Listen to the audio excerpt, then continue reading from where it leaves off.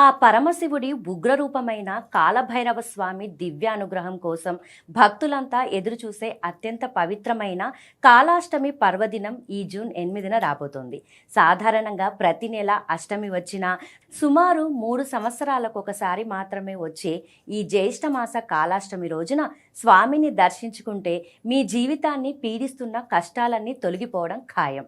జ్యోతిష శాస్త్రం ప్రకారం శని, రాహు, కేతు దోషాలతో నరకయాత పడుతున్న వారికి ఈ రోజు ఒక సంజీవని లాంటిది. కాలభైరవుడు కేవలం దండనాధిపతి మాత్రమే కాదు, ధర్మరక్షకుడు కూడా. అందుకే ఈ రోజు ఆయన వాహనమైన నల్ల కుక్కకు పొరపాటున కూడా ఎవరూ ఎటువంటి హాని చేయకూడదు. వీలైతే దానికి తాజా రొట్టె లేదా పాలు పోయడం వలన స్వామి కోటి జన్మల పుణ్యఫలాన్ని ఇస్తారు. ఉపవాసం ఉండే భక్తులు ఈరోజు ఉప్పు ముట్టుకోకూడదు.